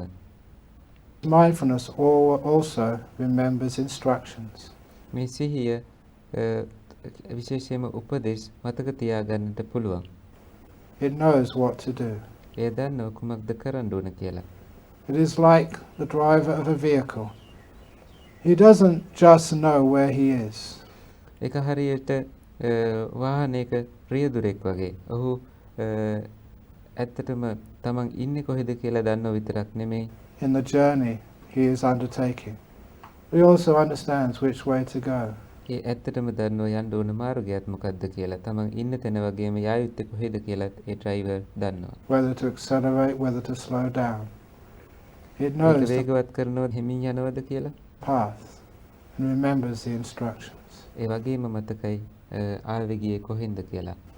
And I've given you many instructions on දැන් this ඔබට දැනටමත් මම බොහෝ උපදේශ දීලායි තියෙන්නේ. retreat, and there's more to come. You give yourself those instructions as well. තව බොහෝ උපදේශ දෙන්නත් තියෙනවා. ඔබටත් මේ උපදේශ දී ගන්න. What is your problem? මොකක්ද ඔබේ ගැටලුව? Why is it you can't get deeper than you have already got so far? ඔබ මෙතෙක් ආපු දුරට වඩා ඔබට ඇයි තව දුරටත් යන්න බැරි? What is the barrier? මොකක්ද තියෙන බාධකය? Don't use willpower. Don't say, I've got to try harder, I've got to sit longer, I've got to force myself. That does not work. බලෙන් කියන්න එපා. සිතුවිලි කැමැත්ත ඇති කරගෙන මම දැන් මෙච්චර දුර ඇවිල්ලා තියෙන්නේ මම තව දුරට ශක්තිමත්ව කරගෙන යන්න ඕන. එහෙම කිය උත්සාහ කිරීමෙන් ඉවත් වෙන්න. Use wisdom power. අනිවාර්යයෙන්ම will power එකට වඩා wisdom power එක. ඒ කියන්නේ චේතනාව ප්‍රබල කර කැමැත්ත ඇති කර යන බලයට වඩා ප්‍රඥාවෙන් යන බලවත් ගමනයි වැදගත් වෙන්නේ. ඒ බලයයි වැදගත් වෙන්නේ. Be smart, not strong. විශේෂයෙන්ම ඔබ ඊටාම සූක්ෂම වෙන්න. ඊටාමත්ම හොඳ කෙනෙක් බවට පත් වෙන්න, ශක්තිමත් කෙනෙක් වෙනවට වඩා සූක්ෂම වෙන්න. Smart meditating, මේ සූක්ෂම විදියට භාවනා කිරීම. not forceful meditating. ඒ වගේම බලවත් විදියට බලෙන් කරන භාවනාවක් නෙමෙයි. And if you're smart, there's no obstacle that you can't overcome. You get into deep meditation and have a wonderful time. And you make me happy. ඔබ ඒ තරම් සූක්ෂම නම්, ඊටමත් බුද්ධිමත් නම් විශේෂයෙන්ම ඔබ හොඳ භාවනාවක් ලබයි, හොඳ ප්‍රතිඵල ලබයි, මමත් සතුටු කරවයි. Let alone yourself. ඔබට ඔබේ පුහුණුව දිගටම කරගෙන යන්න ඉඩ දෙනවා. So that's the talk this morning on programming mindfulness. ඒක තමයි මේ උදෑසන දේශනාව. ඒ කියන්නේ මනස සැලසුම් කරණය කිරීම ගැන.